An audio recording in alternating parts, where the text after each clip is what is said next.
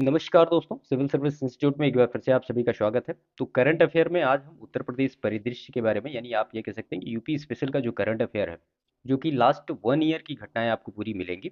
और ये जो होगा ये आई थिंक अक्टूबर 2023 से लेकर के और अक्टूबर 2024 तक का होगा। तो ये अक्टूबर 2023 से लेकर के अक्टूबर 2024 तक का ये पूरा करंट अफेयर होगा। ठीक है। तो टोटल जितने भी मतलब न्यूज़ेज हैं उत्तर प्रदेश के स्पेशल से रिलेटेड, वो हमने यहाँ पे नोट करके रखी हैं। और ये महत्वपूर्ण न्यूज़ है। इतना आप कर लेंगे तो आई होप इतना सफिशियंट होगा यूपी स्पेशल का जो करंट अफेयर आता है वो। ठीक है। तो वन बाय वन सारी चीज़ों को यहाँ पे हम पहले की तरह डिस्कस करते चलेंगे। जो महत्वपूर्ण चीज़ें होंगी उसको हम यहाँ पे नोट करेंगे, और भी जो महत्वपूर्ण चीज़ें होंगी वो मैं आपको बताता चलूँगा। ठीक है। तो सबसे पहले इस पे है कि सेमिकॉन इंडिया का आयोजन किया गया। अब सेमिकॉन इंडिया का आयोजन कहाँ पे किया गया? तो देखिए, सेमिकॉन इंडिया का आयोजन वही सितंबर में लगभग 11 से लेकर 13 सितंबर 2024 के मध्य ग्रेटर नोएडा में इसका आयोजन किया गया। कहाँ पे? ग्रेटर नोएडा में इसका आयोजन किया गया है। और इसका जो केंद्रीय विषय है वो महत्वपूर्ण है। तो ये जो विषय है ये है shaping the semiconductor future. SHAPING, shaping the semiconductor semiconductor future. ठीक है। तो ये जो महत्वपूर्ण चीजें थी सेमिकॉन इंडिया के बारे में, इसका आयोजन कहाँ पे हुआ, कब हुआ, और इसका जो थीम है वो सारी चीजें। अब इसके उद्देश्य पे आते हैं कि इस कार्यक्रम का उद्देश्य क्या है। देखिए, इसका उद्देश्य ये है कि उत्तर प्रदेश में जो सेमीकंडक्टर है उसके अनुकूल वातावरण को तैयार करना, ये सारी चीजें करना। वैसे उत्तर प्रदेश में भी उत्तर प्रदेश सेमीकंडक्टर नीति जो है 2024 में वो भी लागू कर दी गई है। ऐसा करने वाला विश्व का ये 8वां देश है भारत। ठीक है। विश्व का 8वां देश भारत है। और लगभग इसमें भारत ने 1 ट्रिलियन रुपए का विशेष अनुसंधान कोष भी बनाया है। कितने का? 1 ट्रिलियन रुपए का विशेष अनुसंधान कोष। ठीक है। विशेष अनुसंधान कोष की स्थापना की गई है इस जो सेमीकॉन इंडिया है या सेमीकंडक्टर नीति है इसके अंदर। ठीक है। तो ये कुछ महत्वपूर्ण चीजें थी सेमीकॉन इंडिया से रिलेटेड, कहाँ पे हुआ और सारी चीजें। ठीक है। इसकी पीडीएफ आपको हमारे टेलीग्राम चैनल पे मिल जाएगी, और टेलीग्राम चैनल का लिंक इस वीडियो के डिस्क्रिप्शन में आपको मिल जाएगा। चलिए दूसरी न्यूज को हम देखते हैं, जो कि है पूर्वांचल का पहला सैनिक स्कूल। तो ये कहाँ खोला गया? ये भी सितंबर की न्यूज है, सितंबर 2024 की। और ये खोला गया गोरखपुर में। ठीक है। तो पूर्वांचल का जो पहला सैनिक स्कूल है वो खोला गया है गोरखपुर में।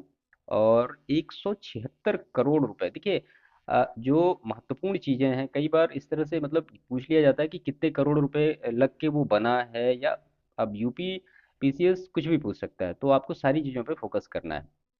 तो गोरखपुर में इसकी स्थापना हुई, 176 करोड़ रुपए की लागत से यह निर्मित हुआ। और ये जो है पूर्वांचल का क्या है, पहला सैनिक स्कूल है।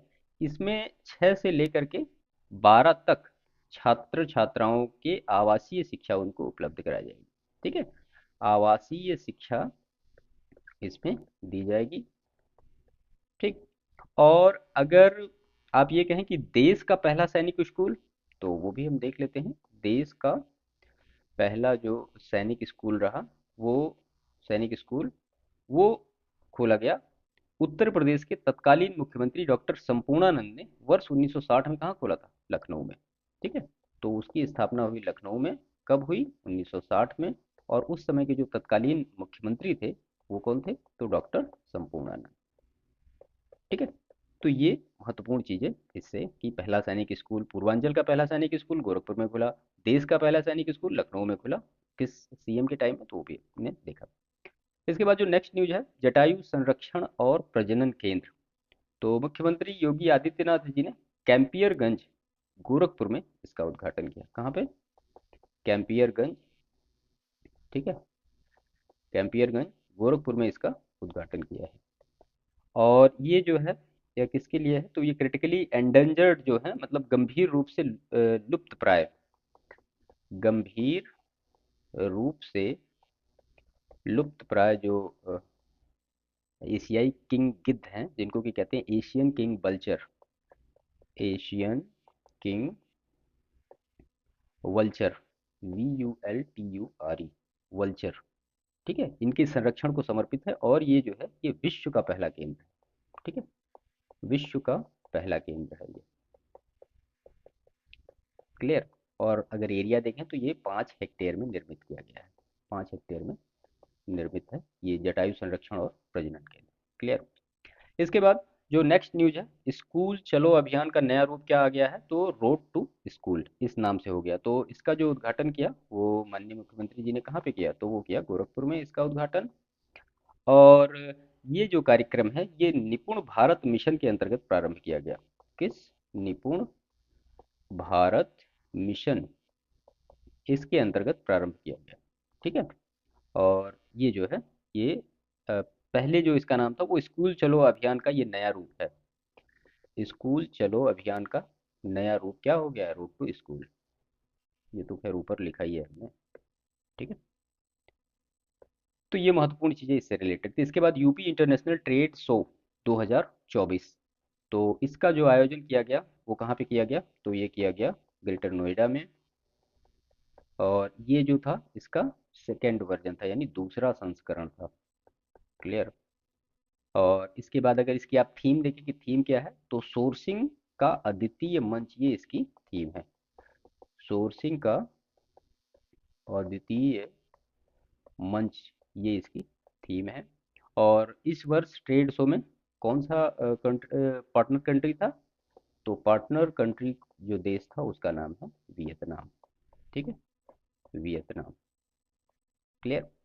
इसके बाद जो नेक्स्ट न्यूज है, मुख्यमंत्री युवा उद्यमी विकास अभियान 8 अगस्त 2024 को इसको शुरू किया गया। मुख्यमंत्री जी ने इसको शुरू किया। और इस कार्यक्रम का जो उद्देश्य है कि उत्तर प्रदेश से शिक्षित और प्रशिक्षित युवाओं को स्वरोजगार से जोड़ना। ठीक है।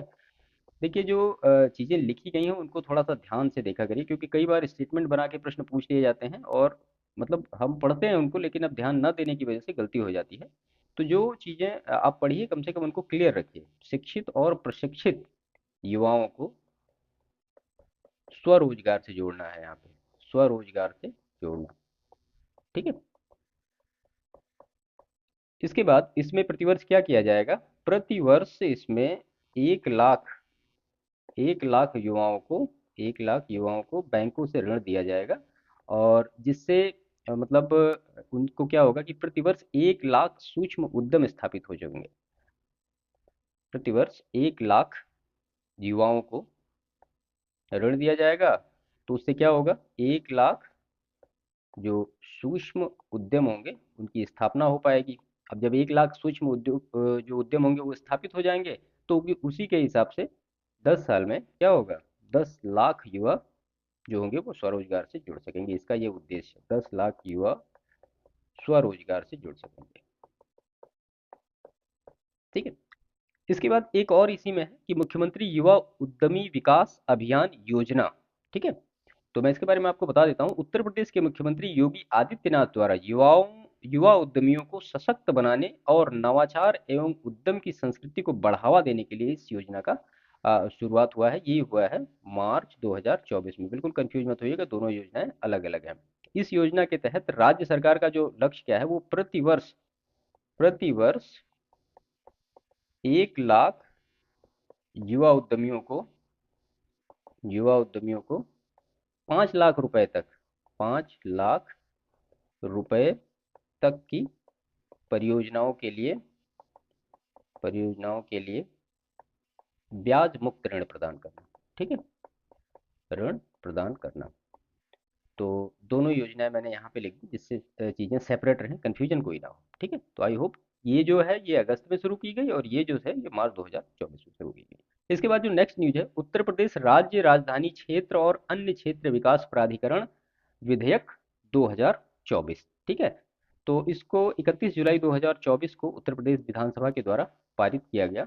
31 जुलाई 2024 को पारित किया गया। मेनली इसका मतलब ये है कि जैसे दिल्ली में एनसीआर है ना, उसी की तर्ज पे एक एससीआर का गठन करना, जिसको कि हम क्या कहेंगे, राज्य राजधानी क्षेत्र। इसको कहेंगे राज्य राजधानी क्षेत्र। ऐसे बनाना, जैसे कि एनसीआर बना हुआ है, हर स्टेट के कुछ कुछ जिले लिए गए हैं, तो वैसे ही यहाँ पे बनाना। अब इसमें से क्या है कि इसमें 6 डिस्ट्रिक्ट को लिया गया है, उत्तर प्रदेश के 6 जिलों को लिया गया। वो जिले कौन कौन से हैं, तो सबसे पहला है जो जिला वो है लखनऊ, उसके बाद है हरदोई, उसके बाद है सीतापुर, उसके बाद है उन्नाव, उसके बाद है रायबरेली, और उसके बाद है क्या, उसके बाद है बाराबंकी। ठीक है। तो इतने सारे जिलों को लेके एक राज्य राजधानी क्षेत्र का निर्माण किया जाएगा, और इसका जो मुख्यालय होगा वो कहाँ होगा, तो मुख्यालय होगा लखनऊ में। और इस प्राधिकरण के अध्यक्ष कौन होंगे, तो अध्यक्ष होंगे जो मुख्यमंत्री होंगे, और उपाध्यक्ष जो होंगे वो राज्य के मुख्य सचिव होंगे। ठीक है। इसके बाद उत्तर प्रदेश नजूल संपत्ति विधेयक 2024 31 जुलाई 2024 को ये भी पारित किया गया है। और इसमें वर्तमान में उत्तर प्रदेश सरकार, ये कहा गया है कि उत्तर प्रदेश सरकार के पास ऐसे भूखंड जिन्हें नजूल लैंड कहा जाता है, ये ऐसे भूखंड हैं जो विभिन्न निजी व्यक्तियों और निजी संस्थानों को पट्टे पर दिए गए हैं। यानी ऐसी भूमि जो निजी संस्थान को दिए गए हैं या किसी निजी व्यक्ति को दिए गए हैं। मैं आपको पढ़ के बता देता हूँ। ये भूखंड पूर्ववर्ती सरकारी अनुदान अधिनियम, इसको आप नोट कर लीजिए, सरकारी अनुदान अधिनियम। क्या पता इस तरह से मैच करने के लिए पूछ लिया जाए कि सरकारी अनुदान अधिनियम कब पारित हुआ, तो वो 1895 का है। और उसके बाद इसमें एक और अधिनियम है, सरकारी अनुदान उत्तर प्रदेश संशोधन अधिनियम, ये है 1960 का। इसके तहत जो जारी अनुदान के रूप में दिए गए थे। नवीनतम विधेयक में प्रावधान है कि नुजूल भूमि के ऐसे पट्टाधारक जिनका पट्टा अभी चालू है और विनियमित रूप से वो पट्टा किराया जमा कर रहे हैं और पट्टे की किसी भी शर्त का उल्लंघन नहीं किया गया है, तो उनका जो नवीनीकरण होगा वो 30 वर्ष के लिए होगा। ठीक है। और अगर मान लिया पट्टे की अवधि समाप्त हो जाती है, तो वो जो है वो राज्य सरकार के स्वामित्व में आ जाएगी। सरकार पट्टे की भूमि को फ्री होल्ड नहीं करेगी। तो ये कुछ इसके पर्टिकुलर स्टेटमेंट हैं, इनको थोड़ा ध्यान में रखिएगा। नजूल भूमि का पूर्ण स्वामित्व निजी व्यक्ति या संस्था को नहीं दिया जाएगा। ये इस बार के जो 2024 के विधेयक में ये सारी चीजें कही गई। ठीक है। इसके बाद है उत्तर प्रदेश राज्य विश्वविद्यालय संशोधन विधेयक 2024 31 जुलाई को पारित किया गया। इस विधेयक में क्या कहा गया है कि जो नए स्थापित विश्वविद्यालय का विश्वविद्यालयों के नामकरण और उनके नाम से राज्य शब्द हटाने का प्रावधान है। राज्य शब्द हटाने का प्रावधान है। ठीक है। इसके अलावा इन विश्वविद्यालयों का क्षेत्राधिकार भी निर्धारित किया जाएगा। क्षेत्राधिकार भी क्या होगा, निर्धारित किया जाएगा। क्लियर। इसके बाद है उत्तर प्रदेश नोडल विनिधान रीजन विनिर्माण क्षेत्र विधेयक 2024 31 जुलाई को ये भी पारित किया गया। और इसका जो लक्ष्य है कि राज्य की अर्थव्यवस्था को, राज्य की जो इकोनॉमी है, अर्थव्यवस्था को 1 ट्रिलियन डॉलर, 1 ट्रिलियन डॉलर बनाना, ये इसका लक्ष्य है। ठीक है। और मुख्यमंत्री जो होंगे उत्तर प्रदेश निर्माण क्षेत्र बोर्ड के अध्यक्ष होंगे। तो जो सीएम होंगे उत्तर प्रदेश के, वो उत्तर प्रदेश निर्माण क्षेत्र बोर्ड के अध्यक्ष होंगे, बोर्ड के अध्यक्ष। ठीक है। और राज्य सरकार द्वारा 10 करोड़ रुपए की राशि का प्रथम योगदान इसमें किया जाएगा। मतलब जो निर्माण क्षेत्र के लिए स्थापित किए जाएंगे रिवॉल्विंग फंड, उनके लिए। ठीक है। तो यहाँ पे 10 करोड़ रुपए की राशि। क्लियर। इसके बाद फिर उत्तर प्रदेश विधि विरुद्ध धर्म संपरिवर्तन प्रतिषेध संशोधन विधेयक 2024, ये भी 30 जुलाई 2024 को पारित हुआ। इसका उद्देश्य यही है कि राज्य में धर्म परिवर्तन संबंधी घटनाओं को प्रभावी ढंग से रोकना। तो राज्य में धर्म परिवर्तन संबंधी घटनाओं को विधि पूर्वक रोकना, घटनाओं को रोकना। ठीक है। अब इसमें कहा क्या गया है, मैं आपको बता देता हूं। तो इस विधेयक में कहा गया है, नाबालिग, दिव्यांग, मानसिक रूप से दुर्बल व्यक्ति, महिला, एससी और एसटी के व्यक्ति के अवैध मतांतरण में 5 वर्ष की न्यूनतम सजा है, और अधिकतम कितने साल की है, 14 वर्ष की कठोर सजा। और इसके बाद जुर्माना का भी प्रावधान है, कितना, 1 लाख रुपए का जुर्माना। ठीक है। तो ये तो हो गई पहली कंडीशन। दूसरी कंडीशन में क्या है, अगर सामूहिक अवैध मतांतरण होगा तो उसमें न्यूनतम 7 वर्ष की सजा होगी, अधिकतम 14 वर्ष तक का कठोर कारावास होगा, और जुर्माने का जो राशि है वो 1 लाख रुपए होगा। ठीक है। इसके बाद इसमें और भी चीजें कि यदि कोई व्यक्ति धर्म संपरिवर्तन के आशय से किसी व्यक्ति को या उसके जीवन या संपत्ति को भय में डालता है, हमला करता है, विवाह या यौन संबंध स्थापित करता है, तो इसमें या महिला तस्करी करता है, तो उसके लिए कम से कम 20 साल की कठोर कारावास की सजा से उसको दंडित किया जाएगा, जिसको कि आजीवन कारावास तक बढ़ाया जा सकता है। ठीक है। और इस विधेयक में एक प्रावधान और भी है कि यदि कोई व्यक्ति अवैध धर्म परिवर्तन के संबंध में किसी विदेशी या अवैध संस्था से धन प्राप्त करता है, तो भी उसे कम से कम 7 वर्ष की कठोर कारावास से दंडित किया जाएगा, जिसे बाद में 14 साल के लिए, और उस पर जो जुर्माना होगा वो 10 लाख रुपए तक का लगाया जाएगा। तो ये कुछ महत्वपूर्ण चीजें इस विधेयक में कही गई हैं। इसके बाद उत्तर प्रदेश सार्वजनिक परीक्षा अनुचित साधन रोकथाम विधेयक 2024 30 जुलाई 2024 को ये पारित हुआ है, 30 जुलाई 2024 को। ठीक है। अब इसमें वही सारी चीजें कही गई हैं कि अधिकतम जो मान लिया कोई अनुचित साधन करते हुए पकड़ा जाएगा तो अधिकतम सजा क्या है, तो वो है आजीवन कारावास, और जुर्माना जो है कितना होगा, वो 1 करोड़ रुपए का। तो आजीवन कारावास की सजा और जुर्माना 1 करोड़ रुपए का जुर्माना लिया जाएगा। विधेयक में उत्तर प्रदेश कौन कौन आएगा, तो लोग यूपी पीसीएस आ जाएगा, यूपी पीएससी सॉरी, उसके बाद यूपी ट्रिपल एससी आएगा, उसके बाद जो राज्य विश्वविद्यालय हैं वो आ जाएंगे सारे, और उसके बाद फिर जो नामित प्राधिकरण है राज्य विश्वविद्यालय के द्वारा, वो निकाय एजेंसी इस तरह से, तो ये सभी लोग इस विधेयक के अंतर्गत आएंगे। और इसमें जो एक चीज और आएगी कि मान लिया जो पदोन्नति के लिए अगर कोई परीक्षा हो रही है, तो पदोन्नति के लिए भी परीक्षा में अगर कोई नकल करता पकड़ा जाएगा, तो नकल कराता पकड़ा जाएगा, तो वो सारी चीजें इनको शामिल किया गया है। पदोन्नति की है या फिर नियमितीकरण है, नियमितीकरण इसके लिए भी है। ठीक है। इसके बाद विधेयक के तहत यदि पेपर लीक व नकल सहित परीक्षा से जुड़ी गड़बड़ियों में परीक्षा संस्थान परीक्षा कराने वाली एजेंसी संलिप्त है, तो उसको मतलब उससे सारी चीजें वसूल की जाएंगी, जो भी खर्चा पैसा इधर उधर से होगा वो लिया जाएगा, और बाद में उनको ब्लैक लिस्ट में डाल दिया जाएगा। इस विधेयक में छात्रों को कारावास या जुर्माने की दंड की परिधि में शामिल नहीं किया गया है। अगर अनुचित साधनों के प्रयोग में छात्रों को शामिल होने पर उनका जो परीक्षा परिणाम होगा वो रोक लिया जाएगा, और उन्हें 1 वर्ष के लिए डिबार कर दिया जाएगा। क्लियर। तो ये कुछ महत्वपूर्ण चीजें इस विधेयक में कही गई हैं। इसके बाद पेड़ लगाओ पेड़ बचाओ वृक्ष जन अभियान 2024 20 जुलाई 2024 को मुख्यमंत्री ने एक दिन में एक दिन में 36 करोड़ 50 लाख पौधारोपण किया था, पौधे का रोपण किया। क्लियर। और ये जो अभियान है इसका शुभारंभ कहाँ हुआ, इसका शुभारंभ हुआ लखनऊ में कुकरेल नदी के नदी तट पर स्थित सौमित्र वन में किया गया। ठीक है। और इसी अवसर पर मुख्यमंत्री जी ने हरिशंकरी वृक्ष वाटिका स्थापित की, हरिशंकरी वृक्ष वाटिका की स्थापना की, वृक्ष वाटिका की स्थापना भी की।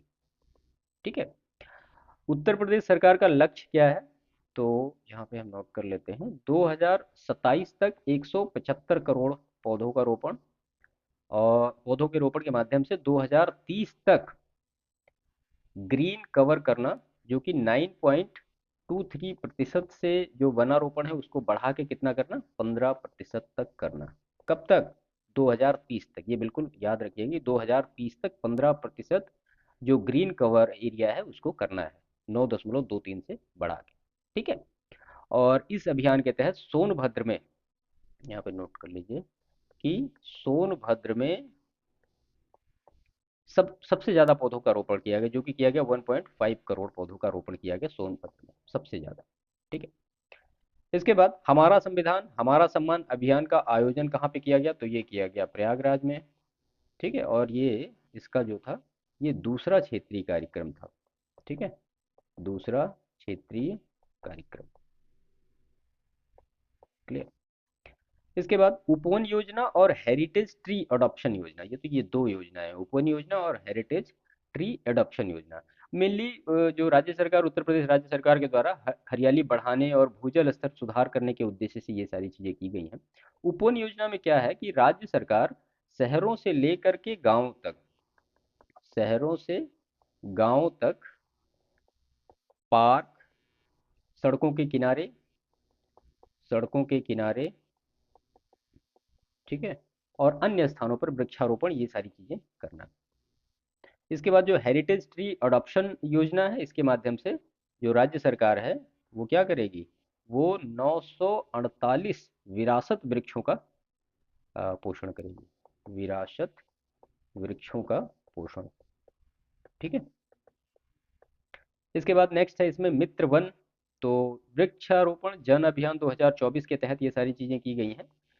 लिख लीजिए, वृक्षारोपण जन अभियान 2024 के तहत, इस अभियान के तहत बॉर्डर पर उत्तर प्रदेश के क्षेत्र में व्यापक वृक्षारोपण किया जाए। कहाँ पे, बॉर्डर पे, बॉर्डर एरिया जो भी है। ठीक है। और मित्र वन के साथ साथ और कौन कौन से वन का रोपण किया जाएगा, तो वो होगा शक्ति वन, उसके बाद फिर आएगा युवा वन, उसके बाद फिर आएगा बाल वन, ये सब भी स्थापित किए जाएंगे। इसके बाद ब्रजेश कुमार श्रीवास्तव की अध्यक्षता में न्यायिक जांच आयोग का गठन किया गया। तो हाथरस हादसे की जांच के लिए किया गया है। हाथरस में जो हादसा हुआ था, हाथरस हादसे की जांच के लिए। और इसके दो अन्य सदस्य भी हैं, मैं नाम आपको बता देता हूँ। तो सबसे पहला नाम है जो, वो है हेमंत राव का, और जो दूसरे सदस्य हैं उनका नाम है भावेश कुमार सिंह। ठीक है। तो भावेश कुमार सिंह ये जो है ये सदस्य हैं, और अध्यक्ष कौन, तो ब्रजेश कुमार श्रीवास्तव। इसके बाद उत्तर प्रदेश में बायोप्लास्टिक पार्क की स्थापना। तो उत्तर प्रदेश में बायोप्लास्टिक पार्क की स्थापना की गई लखीमपुर खीरी में, लखीमपुर खीरी में की गई। इसको निर्णय लिया गया यहाँ पे स्थापित करने का। और यह पार्क इस जिले के कहाँ पे, गोला गोकर्णनाथ तहसील के कुंभी गांव में स्थापित किया जाएगा। कौन सा, कुंभी गांव, जो कि है गोला गोकर्णनाथ तहसील में। ठीक है। इसके बाद है दो शहरों को इंटीग्रेटेड मैन्युफैक्चरिंग क्लस्टर्स बनाया गया। तो वो कौन कौन से दो शहर हैं, तो सबसे पहला जो इसमें शहर है वो है आगरा, और दूसरा शहर है प्रयागराज। इन दो शहरों को इंटीग्रेटेड मैन्युफैक्चरिंग क्लस्टर बनाया गया है। इसके बाद नेक्स्ट है कि प्राचीन तथा विरासत भवनों को पर्यटन स्थल के रूप में विकसित करने के प्रस्ताव को मंजूरी दी गई है। इसके तहत जो है 3 विरासत इमारतों को लिया गया है। सबसे पहला जो इमारत है उसका नाम है कोठी रोशन उद्दौला, उद्दौला, ये कहाँ पे है, तो ये है लखनऊ में।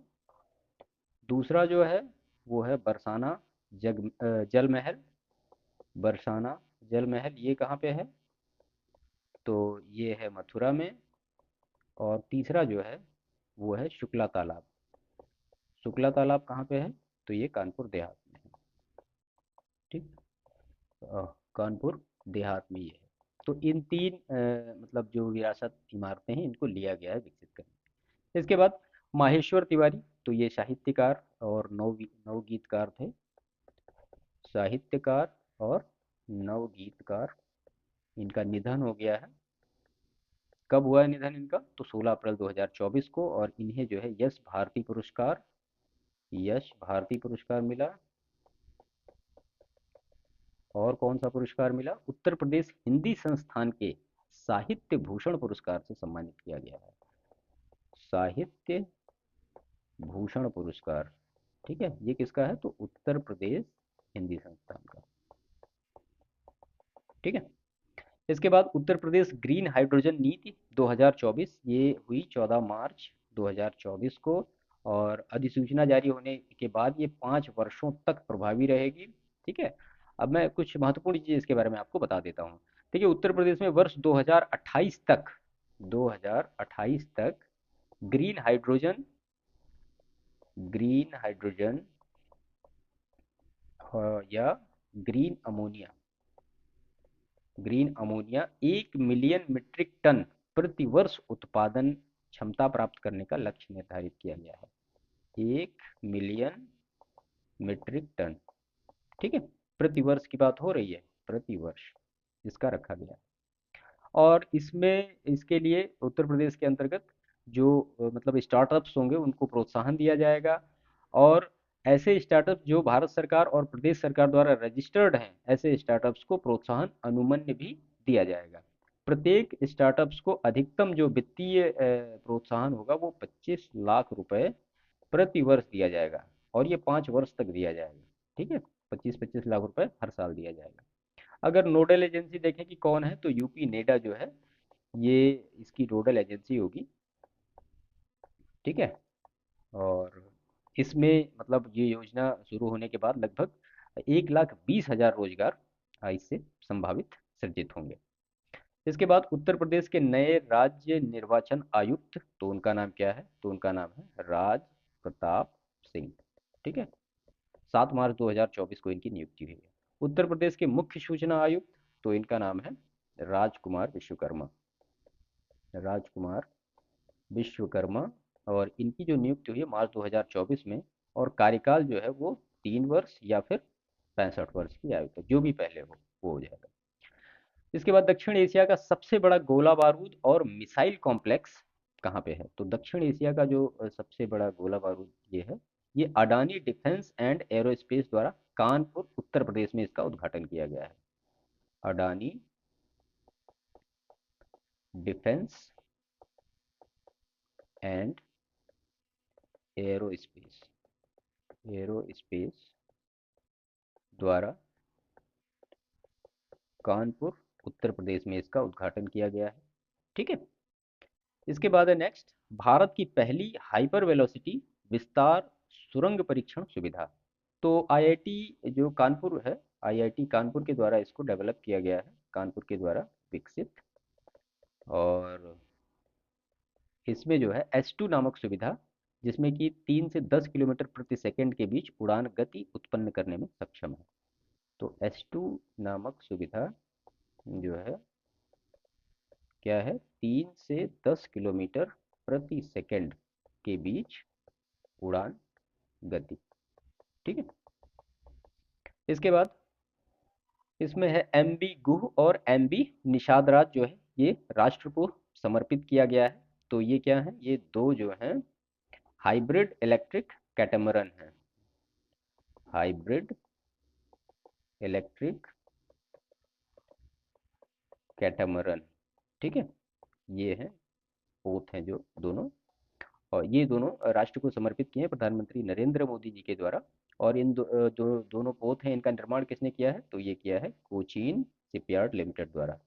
इनको बनाया गया है शिपयार्ड लिमिटेड द्वारा, इसको बनाया गया है। जिसमें से MB जो गुह है, ये अयोध्या में सरयू नदी पर, अयोध्या में सरयू नदी पर। और उसके बाद जो MB निषाद राज है, निषाद राज, ये कहाँ पे? तो ये वाराणसी में, वाराणसी में गंगा नदी पर, गंगा नदी पर नौकायन करेगा। ठीक है। ये दोनों पोत वार्षिक 400 मीट्रिक टन कार्बन उत्सर्जन में कटौती करने के उद्देश्य से बनाए गए हैं। और इससे क्या होगा कि हरित पोत राज्य में धार्मिक राजधानी को, धार्मिक पर्यटन को क्या करेंगे? बढ़ावा देंगे। इसके बाद जो नेक्स्ट है, श्री कल्की धाम मंदिर का शिलान्यास किया गया। किसने किया? तो ये प्रधानमंत्री नरेंद्र मोदी जी ने किया। और कहाँ पे किया? तो ये किया संभल उत्तर प्रदेश में। ठीक है। और इसका निर्माण किसने किया? तो श्री कल्की धाम निर्माण ट्रस्ट द्वारा इसका निर्माण किया गया। श्री कल्की धाम निर्माण ट्रस्ट के द्वारा इसका निर्माण किया गया। और इसके जो चेयरमैन हैं, इसके जो चेयरमैन हैं उनका नाम क्या है? तो आचार्य प्रमोद कृष्णन। आचार्य प्रमोद कृष्णन जो है इसके चेयरमैन। ठीक है। आप जानते हैं कि श्री कल्कि को जो है भगवान विष्णु का 10वां और अंतिम अवतार माना जाता है। ऐसा माना जाता है कि कलयुग के चौथे चरण में भगवान विष्णु का कल्कि अवतार होगा। इसके बाद डॉक्टर राजेंद्र प्रसाद राष्ट्रीय विधि विश्वविद्यालय। ठीक है। तो प्रयागराज में ये उसका उद्घाटन किया गया है, सॉरी, प्रयागराज में। और इसमें उद्घाटन समारोह में जो भारत के पूर्व मुख्य न्यायाधीश थे doctor sorry D Y Chandrachud ji और मुख्यमंत्री योगी आदित्यनाथ जी, तो इन दोनों लोगों ने उद्घाटन किया है इसका। ठीक है। और उत्तर प्रदेश राष्ट्रीय विधि विश्वविद्यालय प्रयागराज की स्थापना 2020 में की गई थी। इसको नोट कर लीजिए। उत्तर प्रदेश राष्ट्रीय विधि विश्वविद्यालय, विधि विश्वविद्यालय की स्थापना जो प्रयागराज, इसकी स्थापना 2020 में की गई थी। और अगस्त 2023 में एक संशोधन के बाद इसका जो नाम है वो बदल के क्या कर दिया गया? डॉक्टर राजेंद्र प्रसाद, ठीक है, राष्ट्रीय विश्वविद्यालय, प्रसाद राष्ट्रीय विश्वविद्यालय। क्लियर। इसके बाद दिव्य अयोध्या ऐप, ये जो है इसका लॉन्च किसने किया, तो मुख्यमंत्री योगी आदित्यनाथ जी ने इसका लॉन्च किया है। और इसका उद्देश्य यही है कि जो अयोध्या आने वाले पर्यटक हैं उनके लिए लॉन्च किया गया है, जो मंदिर हैं, पर्यटन स्थल है, उनके बारे में जानकारी के लिए। तो अयोध्या में पर्यटन स्थल और धार्मिक स्थल, पर्यटन स्थल और धार्मिक स्थल की जानकारी के लिए ये ऐप लॉन्च किया गया है। ठीक है। इसके बाद नेक्स्ट न्यूज है, सूक्ष्म लघु तथा मध्यम उद्यमों में उत्तर प्रदेश शीर्ष 3 राज्यों में शामिल। तो ये रिपोर्ट किसकी है, तो ये सीबीआरई की रिपोर्ट है। सीबीआरई की रिपोर्ट है और इन्होंने ये जो रिपोर्ट जारी की है, और इस रिपोर्ट का शीर्षक क्या था, तो वो था MSME unleashing the unleashing the engine of economics prosperity. Prosperity इस मतलब ये सब्जेक्ट था, सीबीआरई के द्वारा इसको जारी किया गया है। और इसके अनुसार ये बताया गया है कि भारत में उद्यम पोर्टल के अंतर्गत कुल पंजीकृत एमएसएमई के संदर्भ में, कुल पंजीकृत एमएसएमई के संदर्भ में लगभग 9% की हिस्सेदारी है उत्तर प्रदेश की। ठीक है, 9% की हिस्सेदारी किसकी है, उत्तर प्रदेश की, और इसी के साथ वो तीसरे नंबर पे आ गया है। आप पहले दूसरे नंबर पर देख ले कि कौन कौन है। तो पहले नंबर पे है महाराष्ट्र, और दूसरे नंबर पे क्या है, तो वो है तमिलनाडु। ठीक है। इसके बाद तीसरे नंबर पे फिर उत्तर प्रदेश आ जाए। क्लियर। इसके बाद नेक्स्ट है संविदा गुरुकुलम बालिका सैनिक स्कूल। तो ये जो है स्कूल है, ये कहाँ है, तो ये मथुरा में ओपन किया गया है, इसका उद्घाटन किया गया है मथुरा में, संविदा गुरुकुलम बालिका सैनिक स्कूल। ये जो स्कूल है पूर्णतः बालिकाओं के लिए पहला सैनिक स्कूल है। ठीक है, तो यहाँ पे लिख दीजिए, पूर्णतः बालिकाओं के लिए पहला सैनिक स्कूल। ठीक है। इसके बाद प्रधानमंत्री की अयोध्या यात्रा, इस अयोध्या यात्रा में उन्होंने क्या क्या किया, तो उन्होंने पुनर्विकसित अयोध्या धाम जंक्शन रेलवे स्टेशन का उद्घाटन किया। अयोध्या धाम जंक्शन रेलवे स्टेशन का उद्घाटन। ठीक है। और साथ ही वहाँ पे उन्होंने 2 ट्रेनें, अमृत भारत ट्रेन और वंदे भारत ट्रेन को हरी झंडी दिखाकर रवाना भी किया, जिसमें दरभंगा अयोध्या आनंद विहार टर्मिनल अमृत भारत एक्सप्रेस, जो कि देश की पहली अमृत भारत ट्रेन है, इसको नोट कर लीजिए, देश की पहली अमृत भारत ट्रेन। ठीक है, अमृत भारत ट्रेन कौन सी है, तो वो है दरभंगा अयोध्या आनंद विहार टर्मिनल। जो पहले है उसको तो पढ़ना बहुत आवश्यक है, आनंद विहार टर्मिनल अमृत भारत एक्सप्रेस। ठीक है, ये नाम है अमृत भारत एक्सप्रेस। तो इसका उद्घाटन किया, और प्रधानमंत्री ने नवनिर्मित अयोध्या हवाई अड्डे का भी उद्घाटन किया। तो अयोध्या हवाई अड्डे का नाम क्या रखा गया है, वो आपको जानना चाहिए, तो वो है वाल्मीकि महर्षि वाल्मीकि अंतर्राष्ट्रीय हवाई अड्डा, इसका नाम रखा गया है। ठीक है, अंतर्राष्ट्रीय हवाई अड्डा कहाँ पे है, तो ये है अयोध्या में। क्लियर। इसके बाद काशी तमिल संगमम, तो ये इसका जो है ये सेकंड संस्करण है, इसका जो सेकंड संस्करण, और प्रथम जो काशी तमिल संगमम था उसका आयोजन 2022 में किया गया था। ठीक है, अब इसका आयोजन किया गया था 2023 में, दिसंबर 2023 में इसका आयोजन किया गया। 17 दिसंबर 2023 को नमो घाट वाराणसी में इस कार्यक्रम का उद्घाटन प्रधानमंत्री नरेंद्र मोदी ने किया। इस अवसर पर प्रधानमंत्री ने थिरुकुरल, मणिमेकली और अन्य उत्कृष्ट तमिल साहित्यों को का बहुभाषा और ब्रेल अनुवाद जारी किया। ठीक है, तो ये साउथ इंडिया आपने जब पढ़ा होगा, south India history of south India, तो उसमें आपको तिरुकुरल, मणिमेकलाई, ये सारी चीज़ें अच्छी तरीके से समझ में आ रही हैं, याद होगा। और इस अवसर पर कन्याकुमारी वाराणसी तमिल संगमम ट्रेन को हरी झंडी दिखाकर रवाना भी किया। इसके बाद है श्वरवेद महामंदिर का उद्घाटन किया गया। तो वाराणसी में ये मंदिर है, वाराणसी में इसका उद्घाटन किया गया है। और ये मंदिर जो है वो 7 मंजिला है, 7 मंजिला मंदिर है। ऊंचाई अगर आप देखें इसकी तो 180 फीट आपको मिलेगी। और संगमरमरी दीवारों पर स्वर वेद में 4000 दोहे लिखे गए हैं। और स्वर वेद महामंदिर इसका है। तो ये जो है महर्षि सदाफल देव की शिक्षाओं और उनके उपदेशों का प्रतीक है। सदाफल देव की शिक्षाओं और उनके उपदेशों का प्रतीक है। और विश्व में सबसे बड़ा ध्यान केंद्र, सबसे बड़ा ध्यान केंद्र है। ठीक है। वर्ल्ड्स लार्जेस्ट मेडिटेशन सेंटर कहाँ पे है? तो वो वाराणसी में। इसके बाद इसमें महत्वपूर्ण चीजें और भी देखते हैं। तो शौरवेद क्या है? एक आध्यात्मिक ग्रंथ है जो विहंगम योग संस्थान के प्रणेता, विहंगम योग संस्थान के प्रणेता कौन है? संत सदाफल देव जी के द्वारा लिखा गया है।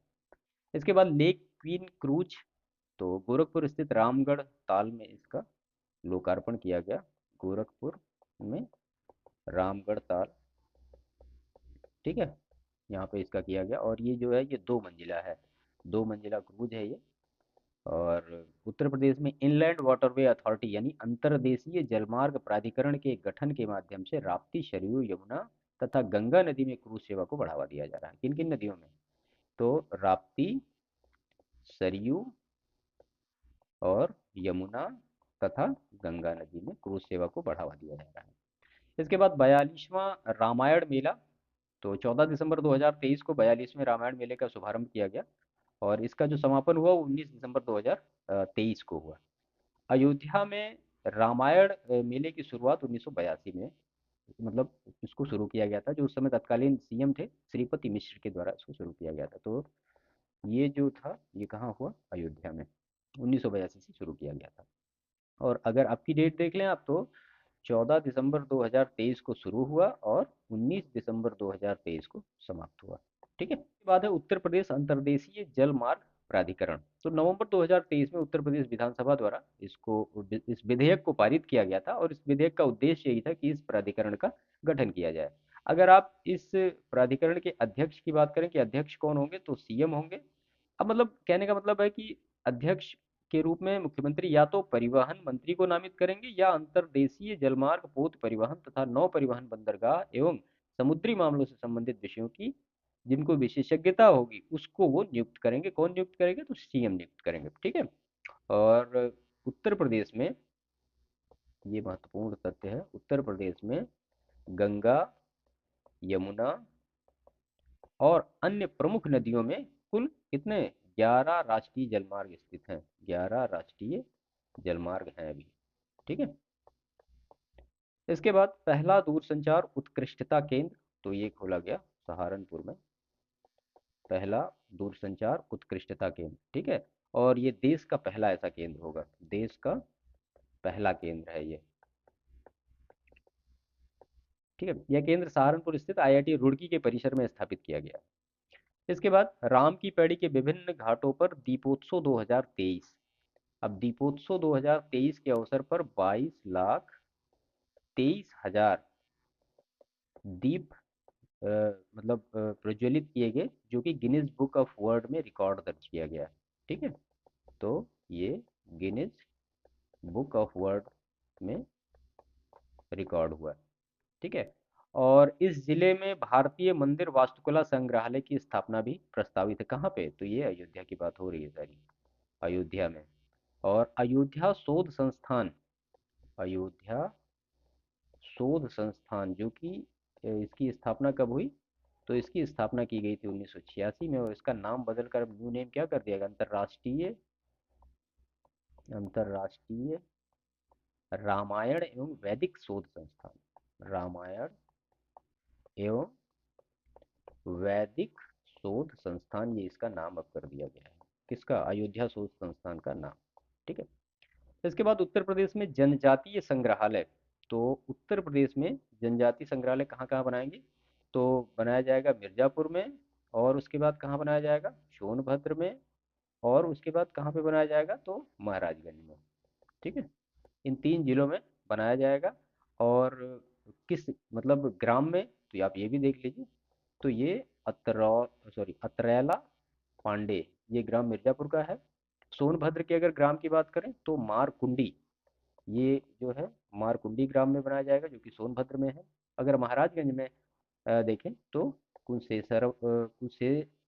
कुशेरवा गांव में, ठीक है, सॉरी।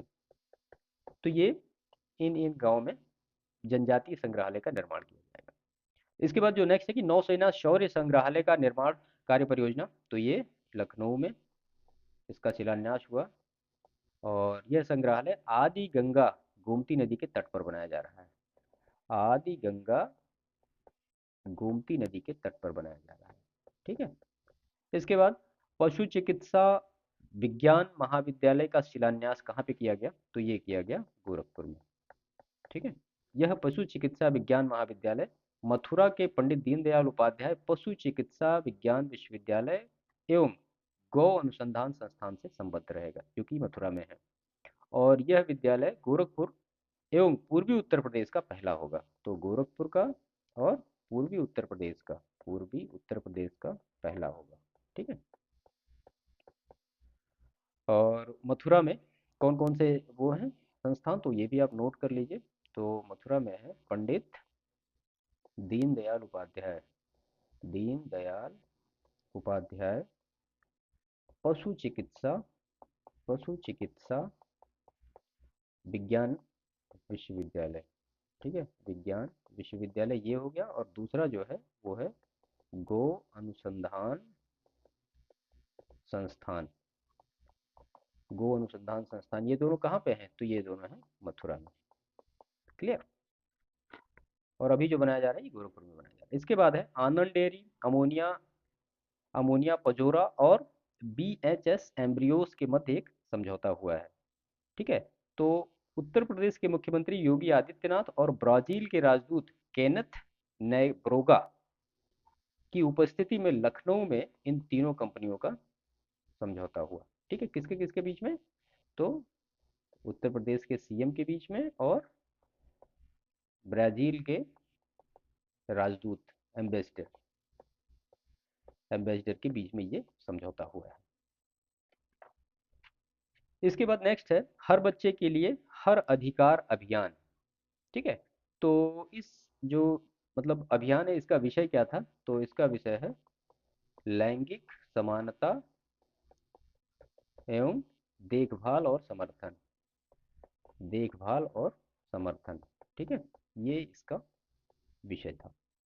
और उत्तर प्रदेश के छात्रों के लिए समान अवसर सुनिश्चित करने हेतु, ठीक है, पावर एंजल और बाल संसद के नेतृत्व में इस अभियान की शुरुआत की गई है। किसके लिए इसको बनाया गया है, तो समान अधिकार सुनिश्चित करने के लिए, समान अधिकार, ठीक है, या सॉरी समान अवसर होगा यहाँ पे, समान अवसर सुनिश्चित करने के लिए, ठीक। किसके नेतृत्व में बनाया गया है, तो पावर एंजल और बाल संसद के नेतृत्व में, ठीक है। इसके बाद पहला सोलर एक्सप्रेस वे, तो ये बुंदेलखंड एक्सप्रेस को घोषित किया गया है, बुंदेलखंड एक्सप्रेस वे को घोषित किया गया है।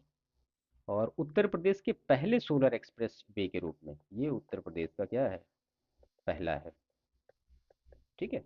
और इस पे 550 मेगावाट सौर विद्युत का उत्पादन लक्ष्य निर्धारित है, 550 मेगावाट सौर विद्युत का, ठीक है, लक्ष्य है ये। इसके बाद विजयपुर औरैया फूलपुर पाइपलाइन परियोजना, तो ये जो परियोजना है इसका लोकार्पण किया था प्रधानमंत्री नरेंद्र मोदी जी ने। और इसमें जो परियोजना है ये 352 किलोमीटर लंबी परियोजना है। और इस पे अगर आप खर्च देखें तो 1750 करोड़ रुपए का खर्च आएगा। इसके बाद रोबोटिक्स प्रोसेसिंग ऑटोमेशन, तो ये नाइलिट NIELIT नाइलिट का जो कैंपस है गोरखपुर में, वहाँ पे इसका निर्माण किया जा रहा है, इसका उद्घाटन किया गया है। और इस तरह की परियोजना के अंतर्गत उत्तर प्रदेश में अपनी तरीके ये पहला लैब है, तो उत्तर प्रदेश में पहला है ये, ठीक है। इसके बाद नंदिनी कृषक समृद्धि योजना, तो नंदिनी कृषक समृद्धि योजना का जो उद्देश्य है वो ये कि राज्य में मवेशियों की नस्ल को सुधार करना, दूध उत्पादन को बढ़ावा देना, ठीक है। तो ये दोनों योजनाएं, एक योजना का नाम है नंद बाबा मिशन, नंद बाबा मिशन, इसी के अंतर्गत इसको शुरू किया गया है, इस योजना की शुरुआत की गई है।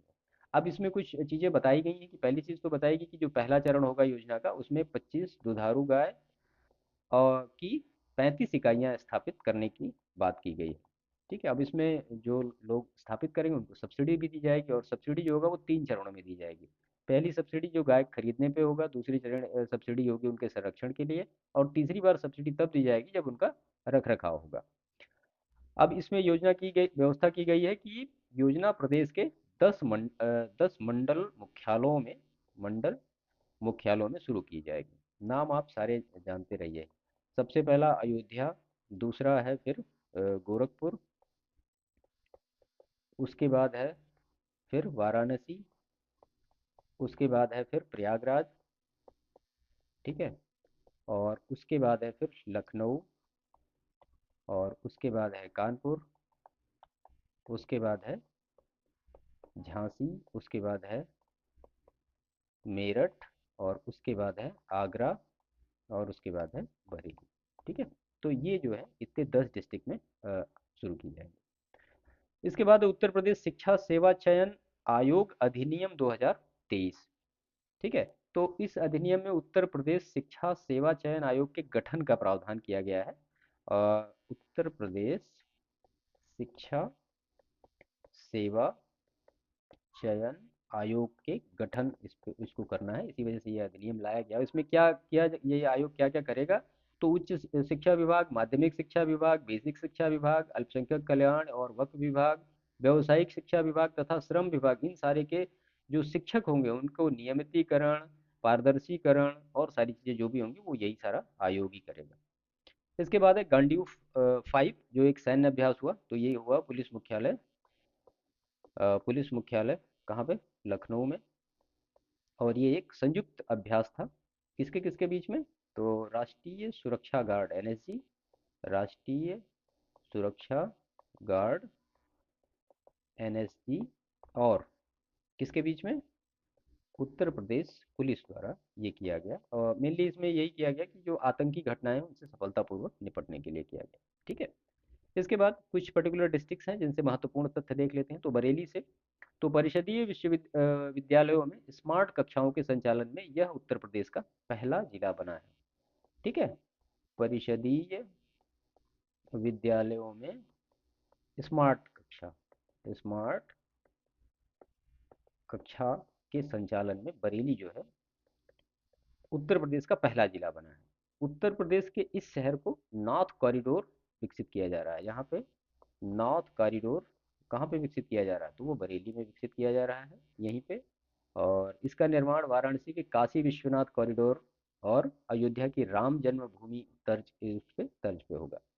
यह कॉरिडोर जो होगा वो कितने मंदिरों से मिलकर बनेगा, तो अलखनाथ मंदिर, मणिनाथ, तपेश्वर नाथ, धोपेश्वर नाथ, पशुपतिनाथ, वनखंडी नाथ मंदिरों को जोड़कर बनाया जाएगा। ठीक है, इसके बाद उन्नाव, तो उत्तर प्रदेश के इस जिले में मुख्यमंत्री योगी आदित्यनाथ के द्वारा महान स्वतंत्रता संग्राम सेनानी, उनका नाम क्या है, राजा राव राम बख्श बख्श सिंह की अश्वारोही प्रतिमा अश्वारोही प्रतिमा का अनावरण किया गया।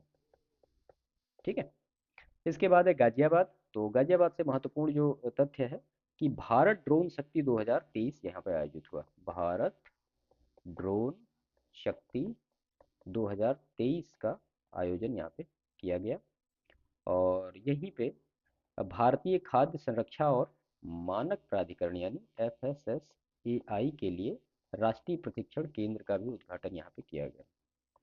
राष्ट्रीय प्रशिक्षण केंद्र का उद्घाटन यहाँ पे किया। ठीक है, तो ये कुछ महत्वपूर्ण एक साल का उत्तर प्रदेश स्पेशल का जो करंट अफेयर था वो सारा हमने यहाँ पे डिस्कस किया। ठीक है, तो इसकी PDF आपको हमारे टेलीग्राम चैनल पे मिल जाएगी, बाकी आप टेलीग्राम चैनल ज्वाइन कर सकते हैं। हाँ, सेशन आपको आप कैसा लगा इसके बारे में प्लीज़ आप हमें कमेंट करिएगा, और आपको अगर अच्छा लगा तो वीडियो को लाइक करिएगा, दूसरों को शेयर करिएगा, और चैनल को अभी तक जिन्होंने सब्सक्राइब नहीं किया है तो प्लीज़ चैनल को सब्सक्राइब करिए। करंट अफेयर के पूरे सेक्शन वाइज डेटा को हम करने वाले हैं, इसके बाद इसकी एक समरी वन लाइनर फॉर्मेट में भी हम करेंगे।